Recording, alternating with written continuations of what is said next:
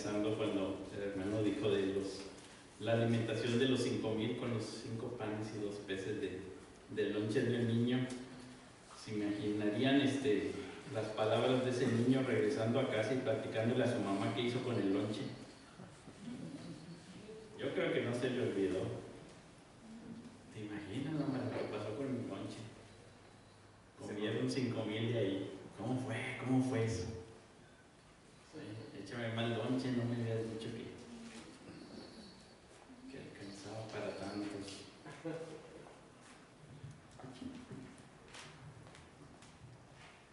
En estos domingos, normalmente de enero,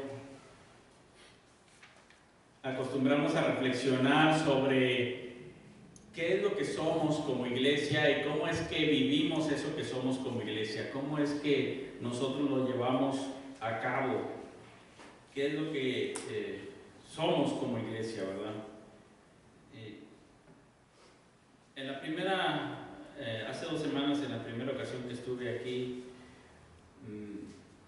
reflexionamos en este pasaje de Primera de Juan capítulo 1 y dijimos que como iglesia somos llamados a ser una comunidad que anda en la luz y que este andar en la luz se ve manifestado en comunión.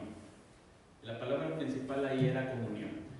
Ahora vamos a ver el capítulo 2 y quiero que pensemos que la palabra principal, cuando regresamos a este pasaje de Juan, la palabra principal es amor. Andar en la luz es andar en amor, ¿sí?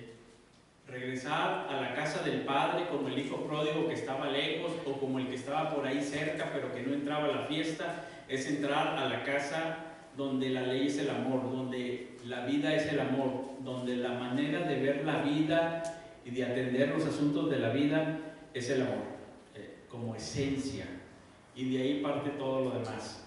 Así que vamos a meditar un poco en el capítulo 2, yo sé que leímos el 3 y también hay cosas del 3 donde vuelven a retomarse estos temas, pero en el 2 empieza diciendo así: hijitos míos, estas cosas os escribo para que no pequéis, y si alguno hubiere pecado, abogado tenemos para con el Padre, a Jesucristo el justo.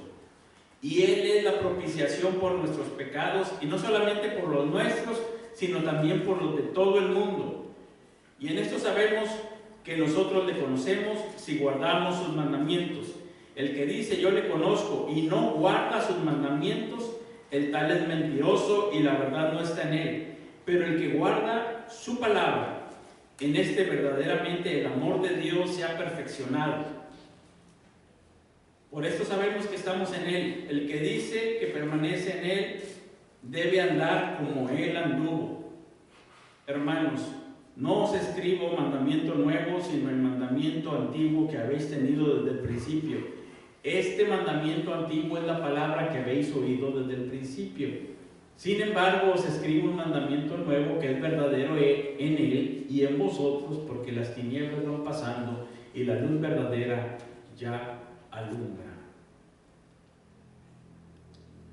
Los sabios acostumbraban en medio de sus enseñanzas poner algunos como acertijos o aparentes contradicciones para hacer que las personas pudieran pensar más profundamente, para propiciar que las personas se detuvieran y pensaran más profundamente.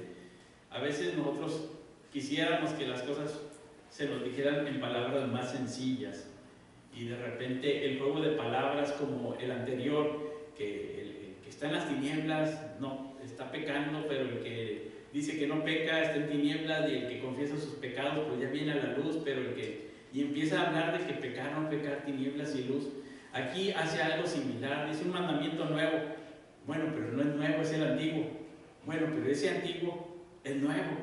Y entonces, ¿de qué se está refiriendo, verdad?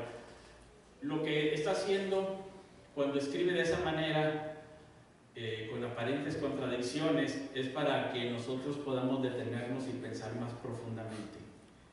De otra manera seríamos muy ligeros a la hora de pensar, ya nada más dime qué hago. Entonces, ¿esto lo hago o no lo hago? Dime sí o no, en vez de pensar, en vez de reflexionar, en vez de llevarnos a un desarrollo mayor hacia la madurez. Habíamos dicho ya en otras ocasiones que los escritores a veces citan otros pasajes o palabras de alguien más de una manera directa, diciendo como dijo el Señor Jesucristo. A veces no lo citan así, simplemente dicen las palabras y nosotros tenemos que recordar a qué hacen referencia. Y cuando ustedes escuchan aquí, hijitos, ¿a qué hace referencia Juan? Y luego les dice, les doy un mandamiento nuevo. Hijitos, les doy un mandamiento nuevo. ¿Quién les habló así a los discípulos? El Señor Jesús en el aposento alto, Juan capítulo 13, versículo 34. Hijitos míos, les dice el Señor. Y cuando Juan lo usa, nosotros inmediatamente decimos, es el Señor el que nos está hablando. Es lo que les dijo en el aposento alto, y dice que inmediatamente, cuando está en el aposento alto, lo que hace con todos los discípulos es lavarles los pies. Y si ustedes ven, esa acción es muy sencilla, pero con un significado tan profundo que cuando Juan lo escribe, hace una introducción para explicar lo que va a suceder, y luego lo que sucede lo describe en poquito, pero tiene que explicar, digamos que lo explica con 3 versículos, lo que luego narra en 2. Me dices, es una acción muy sencilla, pero con un significado tan profundo que tiene que explicarlo más de lo que sucedió, ¿sí? Y lava los pies, estaba ahí todavía Judas, le lava los pies a Judas, y luego anuncia su traición. Y cuando anuncia su traición, Judas sale, y una vez que Judas sale, ahí nos encontramos en Juan 13, 31. Entonces, cuando hubo salido, habla de Judas, dijo Jesús, ahora es glorificado el Hijo del Hombre, y Dios es glorificado en él. Si Dios es glorificado en él, Dios también le glorificará así en sí mismo, y enseguida le glorificará. Hijitos, aún estaré con vosotros, me buscaréis, pero como dije a los judíos, así os digo a vosotros, a donde yo voy vosotros no podéis ir.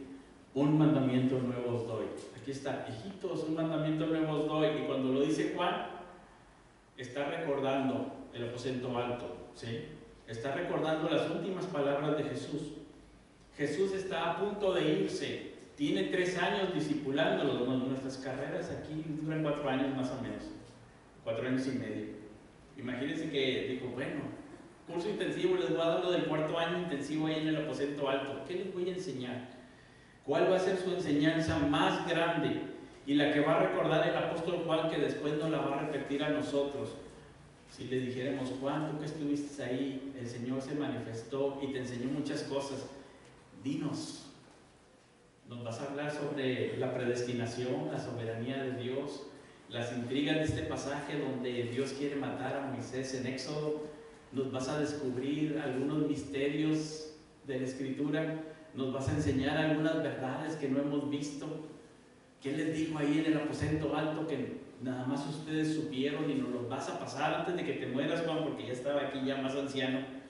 Dinos cuál es el secreto para la vida cristiana, el secreto para tener poderes y levantar paralíticos o para caminar sobre las aguas, o ¿qué le pediríamos? Danos esos secretos más profundos que estén ahí guardados en tu mente, lo que el Señor les enseñó en esa ocasión. Y entonces nos lo dice.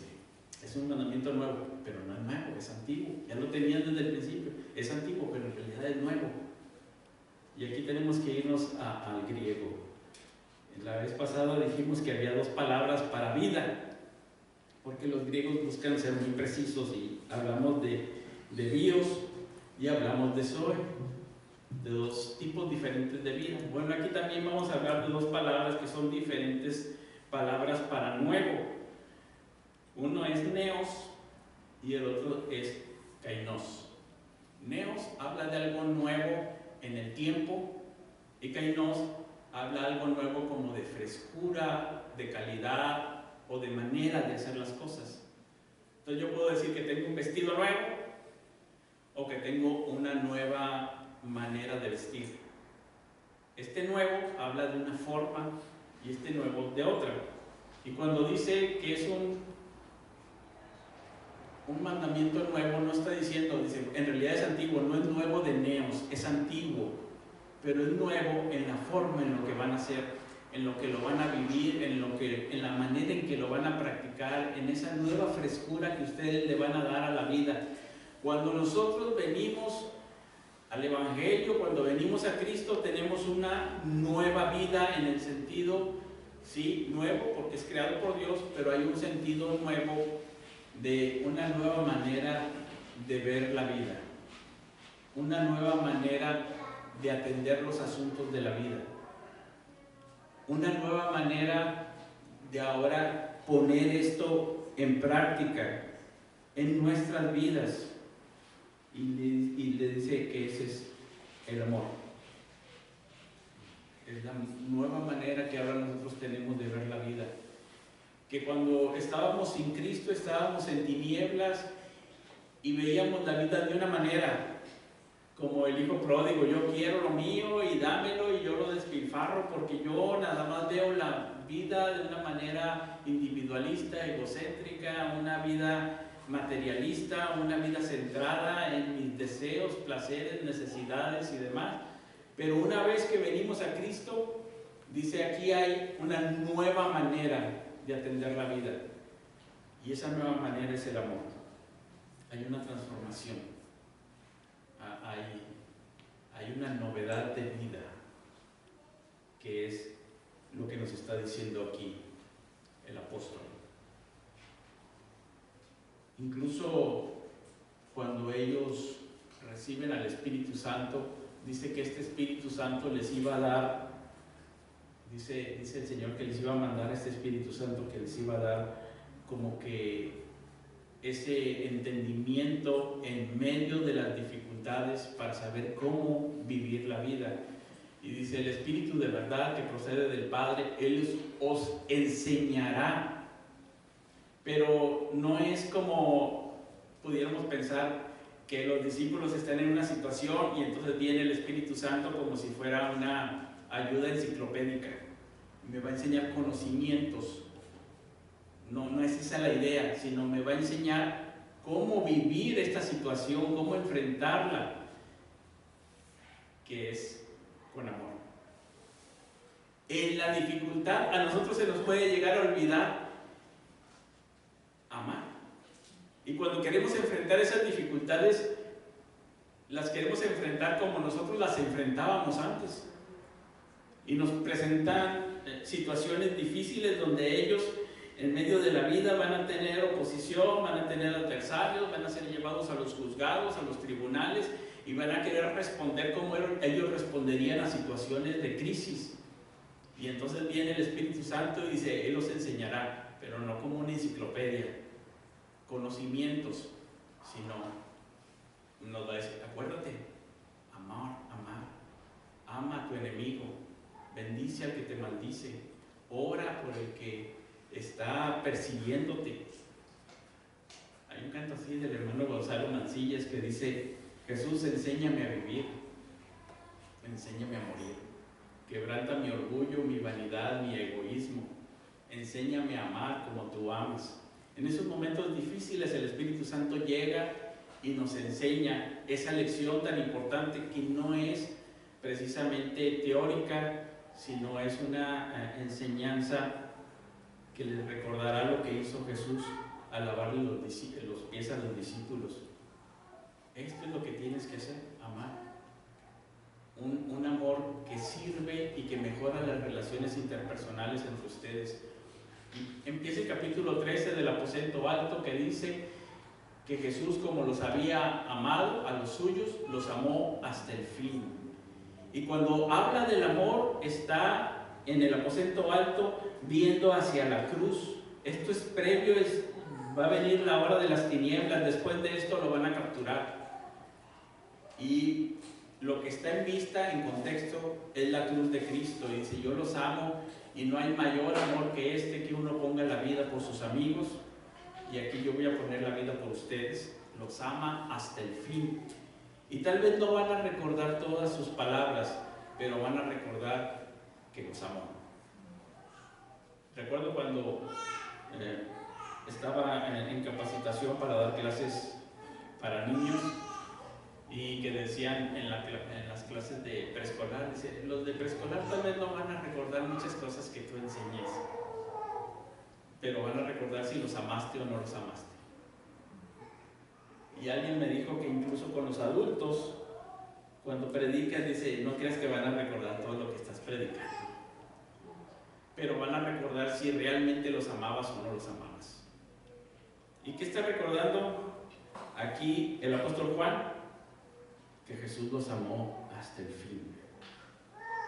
Y les da un mandamiento que no es impersonal, que no es hacia un código legal. Les da un mandamiento que es relacional, que es personal y que es un código de vida. Ama a tu prójimo. La iglesia es una iglesia que ama. Esa es la forma de vivir, esa es la forma de conducirse. Y dice que el que no ama anda en tinieblas, pero el que sí ama está en la luz. El que dice que le conoce y no guarda sus mandamientos es mentiroso. ¿Cuál es el mandamiento? Amar. Y cuando dice que sí guarda el mandamiento, dice, en este verdaderamente la obediencia se ha perfeccionado. No, en este verdaderamente el amor de Dios se ha perfeccionado. Nos está hablando de amor. La necesidad no es de obediencia, sino de amor. Por ejemplo, más adelante aquí en el aposento alto les dice, yo voy al Padre y ustedes se están entristeciendo. Si me amaran, se alegrarían porque les he dicho, yo voy al Padre. O sea, si me amas y yo voy a ir al Padre, tú debes de ponerte alegre. No les está diciendo que les falta alegría. Les está diciendo, les falta amor. Porque si tuvieran amor, se alegrarían. No nos falta obediencia. ¿Qué es lo que nos falta? Amor. Porque el que ama, obedece.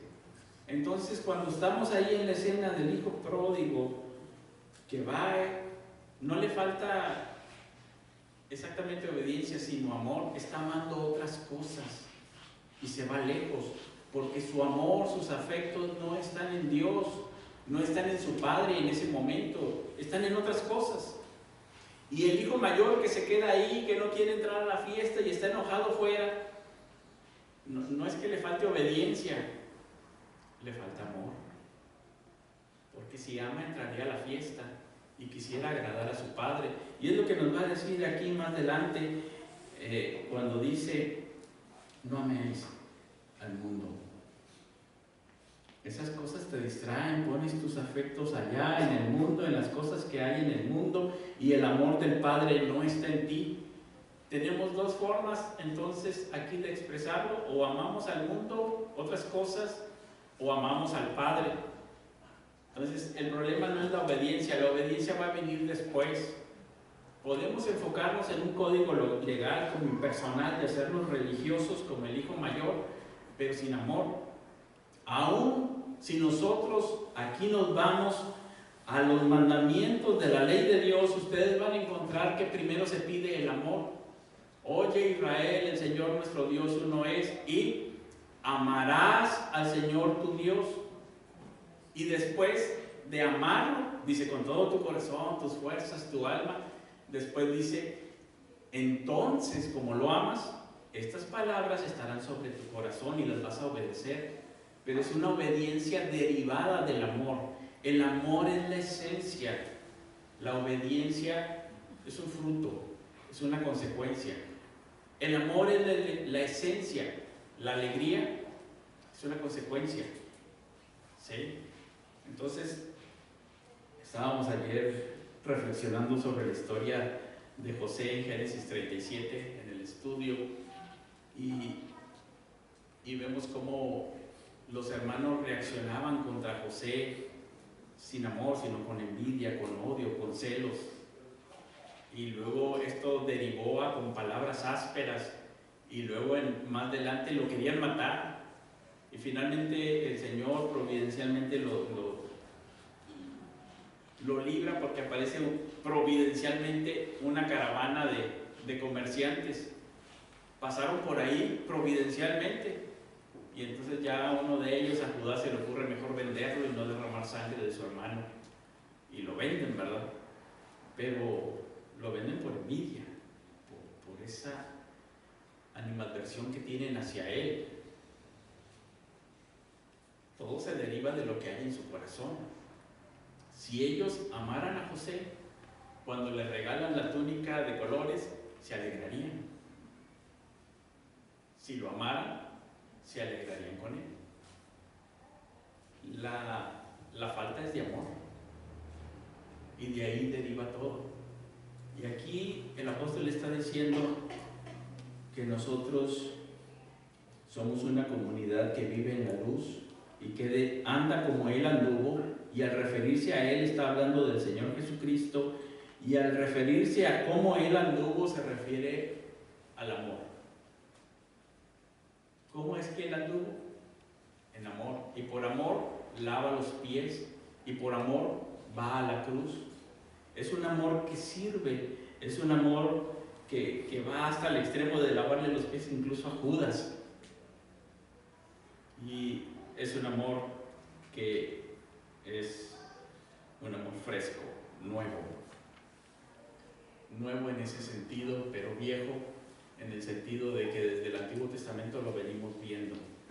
Esa es la manera en que nosotros deberíamos de habernos conducido siempre. Sin embargo, nos hemos alejado del mandamiento. Y aquí aparece luego muchas enseñanzas sobre ese amor. Les da la enseñanza de la vid verdadera, como diciendo que ese amor está arraigado en Cristo y su vida. Fluye de ahí. Así como las ramas dan fruto, dice, lo dan porque están permaneciendo en la vid. Dice, el que no da fruto, pues mi padre viene y lo corte, es una rama seca, ¿verdad? No sé si se estaba refiriendo a Judas, que acababa de salir, pero creo que la enseñanza es clara, ¿verdad?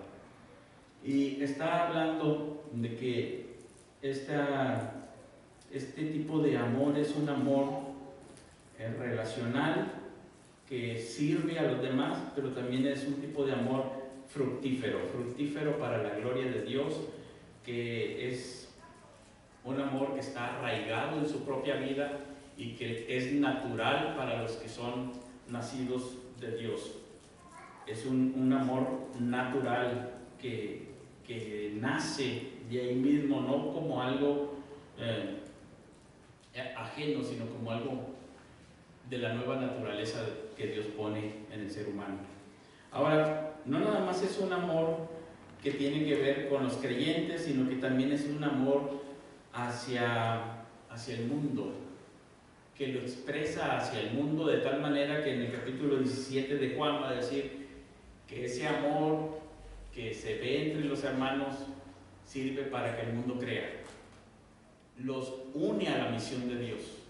La iglesia vive en amor y es edificada. La iglesia vive en amor y es fructífera, pero también la iglesia vive en amor y esa es su participación en la misión de Dios. De esa manera publica el Evangelio, comparte el Evangelio.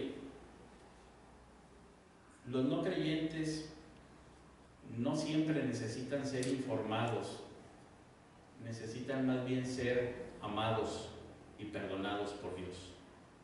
Necesitan experimentar ese amor. Yo sé que en ello hay algo de conocimiento, como una verdad que tiene un fundamento teórico, digamos, pero ellos necesitan, muchas veces ya saben algo de esto, pero no lo han visto, y la función de la iglesia es esa. La iglesia vive en amor y el mundo cree. Entonces tenemos aquí ciertos acertijos, paradojas, y empieza diciendo: tenemos un abogado para con el Padre, a Jesucristo el justo. Esto viene desde los versículos anteriores, que estaba hablando de pecar y no pecar. Y si decimos que no tenemos pecados, si confesamos nuestros pecados y decimos que no hemos pecado, ahora les dice: les he escrito esto para que no pequéis, Pero luego dice, si alguno peca, entonces por fin, ¿peco o no peco? ¿Cómo es esto? Alguno puede tomar el Evangelio de la gracia de Dios y llegar a la conclusión de decir, bueno, voy a pecar, al cabo que como quiera abogado tenemos para con el Padre a Jesucristo el justo. Pero dice el apóstol Juan, no se confundan, lo que les escribí es para que no pequéis. Es como el apóstol Pablo en Romanos cuando dice, perseveraremos en el pecado para que la gracia abunde. Algunos andan diciendo por ahí que nosotros pecamos y como quiera tenemos la gracia de Dios y Él nos perdona. Ese no es el sentido. El sentido no es ser ligeros con el pecado. Hay a veces mucha ligereza en eso. El pensar de esa manera no es acorde al Evangelio. Nuestro pecado es grave, es tan grave que necesitamos que el mismísimo Señor Jesucristo abogue por nosotros. De otra manera estaríamos perdidos. El pecado es tan grave que fue necesaria la sangre de Jesucristo derramada en la cruz del Calvario para limpiarnos de todo pecado. Es así de grave. Es tan grave que dice que Él tuvo que ser la propiciación por nuestros pecados. Y aquí está tomando la imagen del Antiguo Testamento del día de la propiciación. Hay muchos sacrificios en el Antiguo Testamento con derramamiento de sangre que apuntan hacia aquí, pero el principal es el del día de la propiciación, donde todo el pueblo estaba fuera del tabernáculo pidiendo a Dios misericordia. Y el sumo sacerdote tomaba ahí el sacrificio de esa oveja sin mancha para meter esa sangre al lugar santísimo por los pecados de todo el pueblo. Iban cargados ahí y esa sangre se ponía sobre la tapa del arca del pacto. Esa tapa donde estaban los querubines, ahí en medio se derramaba la sangre. Se le llamaba el propiciatorio o también a veces se le llamaba el trono de la gracia. Y esperaban, se salían y esperaban a que Dios descendiera como una columna de fuego y humo, consumía toda esa sangre y entonces subía otra vez. La tapa quedaba, era una tapa de madera, pero tenía una cubierta de oro y quedaba ahí con una mancha, ¿verdad? Como un comal ya usado, ¿verdad? Y ahí quedaba la mancha. Y ellos, una vez que Dios hacía esto, el sacerdote decía, nuestros pecados han sido perdonados. Y ellos decían, bueno, ya está. Ellos usaban otras palabras para decir que en realidad solamente eran como cubiertos nuestros pecados. Y ellos ya tenían como que un año limpio. Empezamos enero otra vez, limpios, vamos. Limpios otra vez para vivir para Dios. Y otra vez el siguiente año, y otra vez el siguiente año, pidiendo la misericordia de Dios y Dios cubriendo. Y cuando llega el Señor Jesucristo, Juan en su Evangelio nos dice que lo vio Juan el Bautista y dijo, he aquí el Cordero de Dios que quita el pecado del mundo. Ya no solamente lo cubre, sino lo quita de una vez y para siempre. Y es lo que nos está diciendo aquí. Él es la propiciación por nuestros pecados. Y cada vez que nosotros volvemos a pecar, no como una conducta constante, sino puntual en el tiempo, como un aoristo que está aquí en el tiempo de la palabra en griego, como un pecado, no como una conducta constante. Dice, nosotros confesamos nuestros pecados y Él nos perdona, porque Cristo es el que aboga por nosotros. Abogado viene de la misma palabra de Paracletos que vemos luego en Juan en el aposento alto, que dice, yo soy el que está a un lado de ustedes para defenderlos, pero cuando yo me vaya voy a enviar a otro consolador como yo, que esté a su lado, y ese es el Espíritu Santo. Y cada vez que nosotros vamos a pecar, ahí está el Espíritu Santo junto a nosotros diciendo, no. El problema no es de conducta, de obediencia o desobediencia, es de amor. Y nos está recordando el nuevo mandamiento que es antiguo, pero es nuevo, pero se hizo, y así, ¿verdad? Que nosotros pensemos profundamente en ello, cómo ese amor activamente en nuestras vidas de una manera fresca en este año nos va a llevar a la santidad.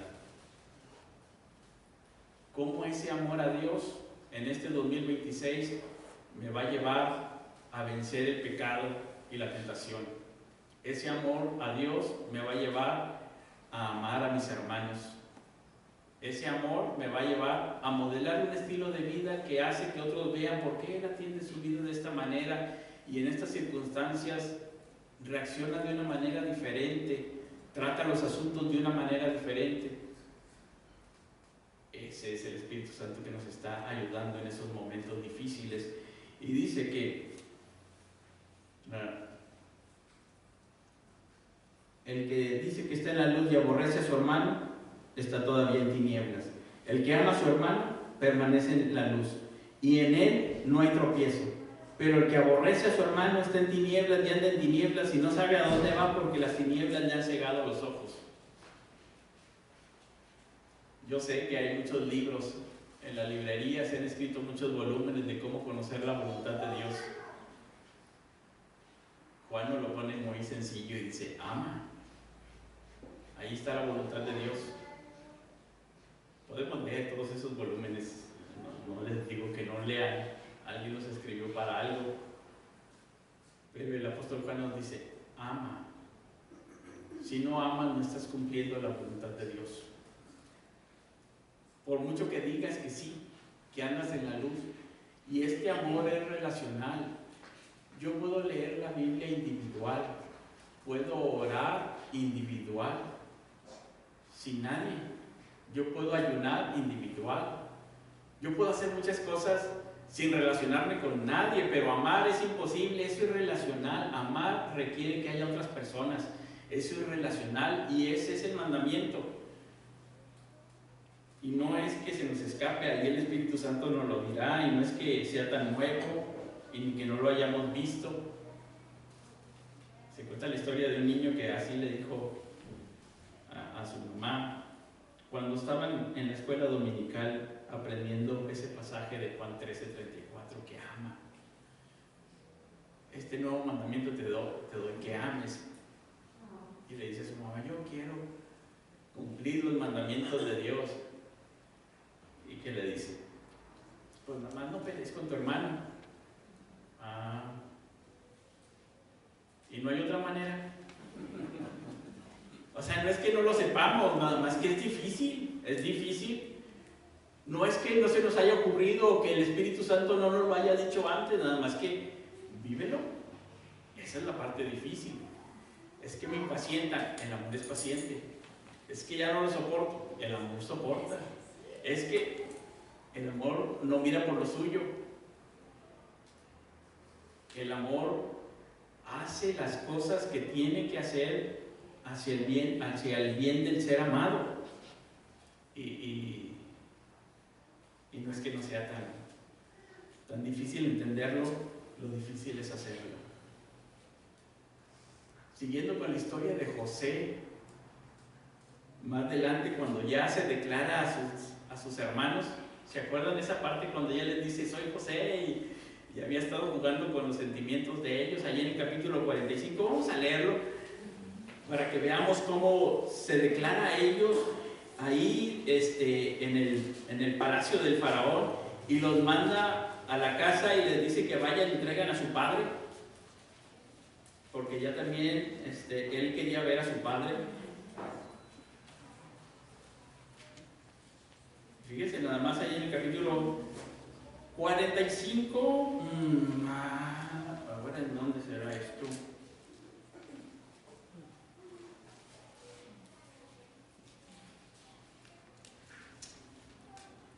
Miren, en el 24, ya cuando los va a mandar a su casa, ya se descubrió delante de ellos y les dice, y despidió a sus hermanos y ellos se fueron, y él les dijo, no riñáis por el camino. O sea, nada más es, contrólense, amor, amor. ¿Por qué? Porque él sabía cómo eran sus hermanos. Lo golpearon, lo maltrataron, le quitaron su túnica, lo tiraron a un pozo, luego lo vendieron como esclavo. Y ahora cuando les manda de regreso a su casa, nada más les dice un comentario, no les dice cuidado porque hay ladrones en tal parte, no vayan por aquí porque aquí hay hienas y perros salvajes, no manejen de noche. No, nada más les da una indicación. No se anden peleando. Es todo lo que tienen que hacer. Oye, José, ¿y no podríamos hacer otra cosa? ¿No hay otra manera? El Señor nos dice, Iglesia Bíblica Unidos en Cristo, este 2026, ámense unos a otros y no riñáis en el camino. Nos la puso difícil. Ese es el 4º grado de seminario de los apóstoles, ¿verdad? Enséñanos qué es lo que les enseñó la última vez. Los amó hasta el fin. Y eso requiere, dice el apóstol Pablo en Colosenses 3, vestirnos del nuevo hombre, vestirnos de amor, que es el vínculo perfecto. José tenía una vestidura de una túnica de colores, luego se la quitaron, ¿verdad? Luego lo vistieron de presto y luego lo vistieron de gobernador. El hijo pródigo, cuando regresa, el padre lo perdona, lo recibe, lo manda a bañar y le pone vestido nuevo. La parábola es simbólica. Nosotros, cuando somos hijos de Dios, cuando venimos a la fe, Dios nos da un nuevo vestido y nos dice, vístete de ese nuevo hombre, vístete como escogido de Dios, vístete de entrañable misericordia, vístete de humildad. Sobre todo esto, vístete de amor, que es el vínculo perfecto. El Señor nos amó, el Señor nos perdonó por la sangre de Cristo. El Señor nos manda a amarnos por amor a Cristo. Ese es el nuevo mandamiento. No es neos, es kainos. Es nuevo, con esa frescura de novedad, con una diferente calidad, con una forma diferente de andar por la vida.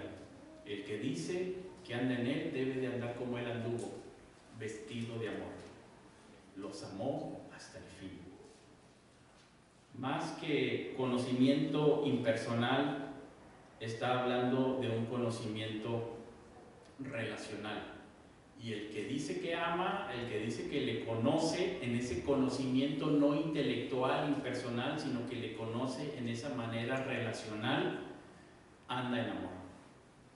Y eso es andar en la luz. Cada vez que en este año nosotros nos topemos y lo sabremos, no tendrá que decirlo nadie más.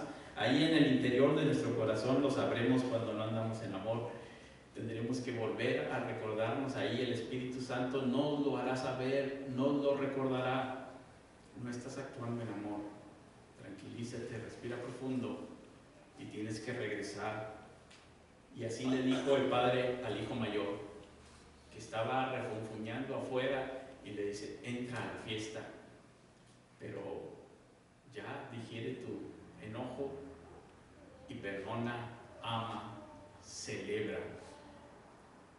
Una vez que se ama, se obedece. Una vez que se ama, se alegra. Una vez que se ama, hay esperanza. Una vez que se ama, hay celebración. Y una vez que se ama, se modela el Evangelio para que el mundo crea. Tenemos aquí una responsabilidad con el mundo fuera, que es modelar el Evangelio de la gracia de Dios. Un Evangelio que nos llama, así como somos, de pecadores, que nos perdona y que nos transforma. Este año es un año de vestirnos de amor. Esa es la esencia del cristianismo, esa es la esencia de la iglesia. Y cuando nos dicen, hijitos, el que lo está diciendo aquí es Juan, ya está viejo, y no es de alguien mayor hacia nosotros. Cuando Jesús se lo dijo en el aposento alto, él tenía 33 años. ¿Quién tiene más o menos en los 30? ¿Sí? Imagínense, no es que sea mayor diciéndole a alguien que, porque eso se acostumbra, Si alguien mayor, no sé, arriba de 70, 80 años nos lo dice, dice, pues nos lo dice con cariño. Pero cuando te lo dice alguien joven, como Jesús de 30 años, como Fanny, así joven, nos recuerda al Señor que no nos está diciendo solamente esto con cariño, sino que nos está diciendo que si realmente le conocemos y estamos en ese conocimiento que es relacional, que es de conocer a Dios, si tenemos esa vida eterna que es de comunión con Dios, somos sus hijos en el sentido de que vamos a manifestar las características de nuestro Padre. Nuestra esencia va a ser como la de Él. Hijitos en el sentido de que ahora somos hijos con la misma esencia que Él, amor. Antes éramos hijos de ira. No quiere decir que la ira fuera nuestro padre, sino que nuestra esencia natural reflejaba ira. Hijos del diablo, hijos de mentira, hijos de las tinieblas. Ahora dice hijitos. Y le está dando una connotación diferente a nuestra esencia, que ahora debe de reflejarse como hijos de la luz, como hijos de amor, hijos de Dios. Leímos ese pasaje, mirad, qué maravilloso que ahora somos llamados hijos de Dios. Hijos de Dios, reflejando ahora esa naturaleza de Dios, porque a fin de cuentas, Dios es amor. Empezamos diciendo Dios es luz, y vamos allá en el capítulo 4 a decir Dios es amor. Nos va a llevar a una reflexión más profunda y va a llegar al capítulo 4 para decirnos Dios es amor. Y está bien que como iglesia seamos como una escuela o una universidad que estudia la palabra, pero esto no quiere decir que es algo impersonal, teórico o intelectual, sino que debe de llevar a una práctica, y esa práctica debe distinguirse por la unidad del amor. El amor. El amor es la esencia de nuestro cristianismo, Iglesia Bíblica Unidos en Cristo. Tú y yo somos llamados por Dios a amar. Él nos dice hijitos como hijos de amor, como hijos que reflejan la naturaleza de nuestro Padre, y que es esa naturaleza de amor, y ese amor trae gloria a Dios, y ese amor es posible solamente por la obra de nuestro Señor Jesucristo en la cruz del Calvario, porque nosotros éramos de las tinieblas, mentirosos, pecadores, aborrecedores de Dios. En nuestra esencia no solamente éramos aborrecedores, éramos aborrecibles, pero Él nos cambió.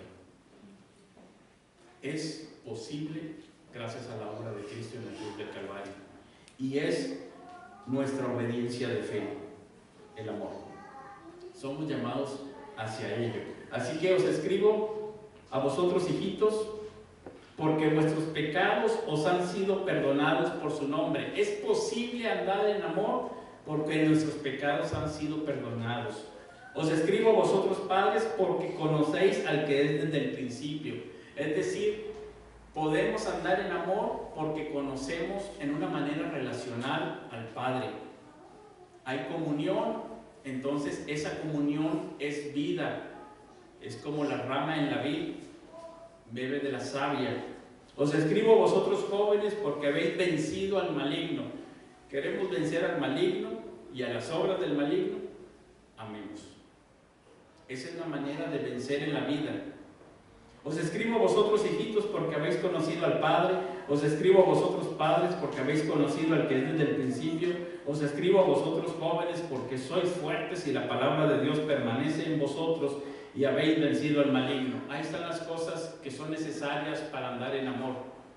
Conocer al Padre, nuestros pecados perdonados, su palabra es su mandamiento. Su mandamiento es que nos amemos.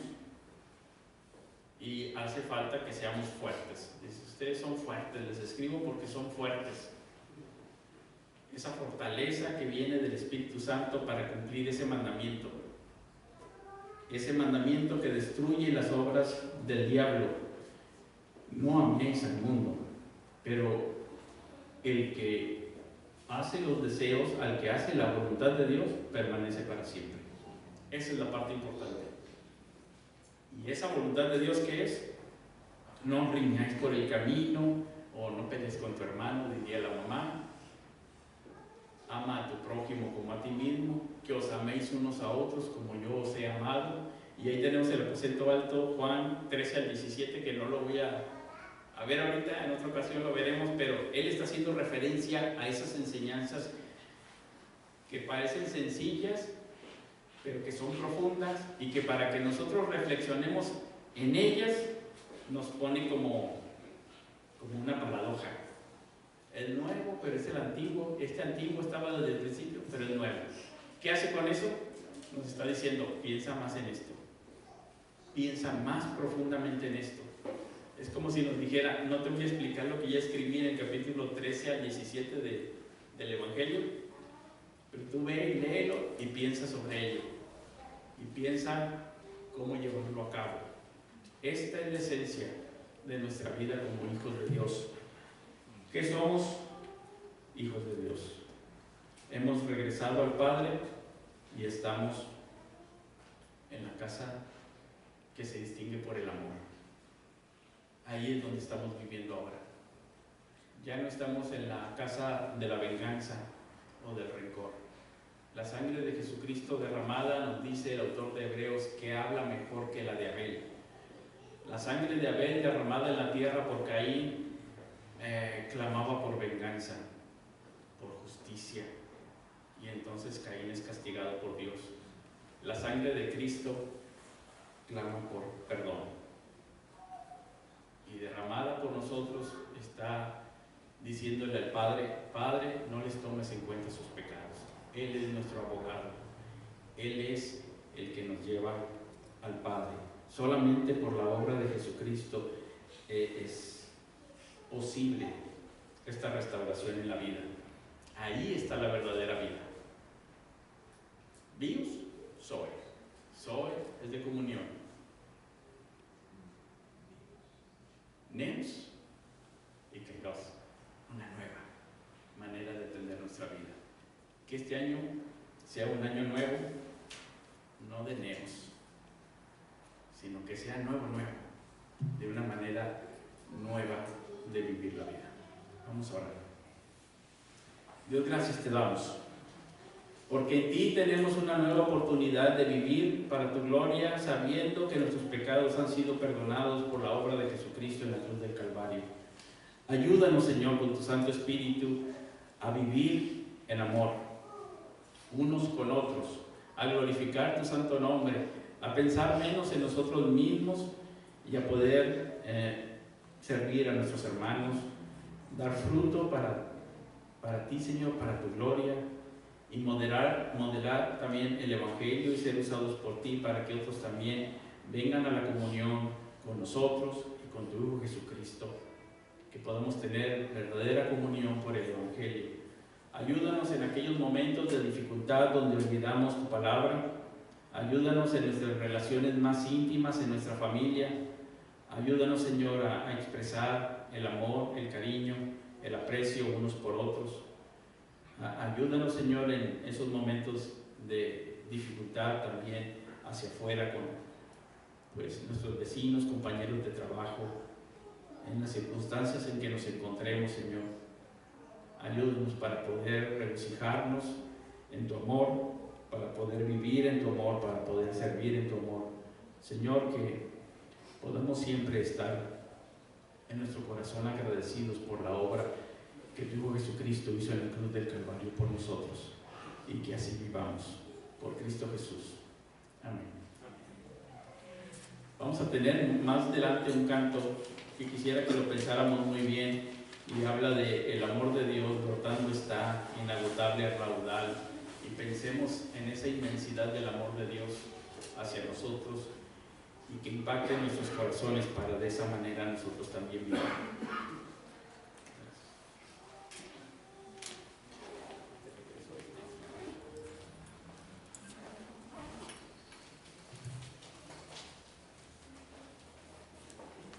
Muchas gracias, hermano José Luis.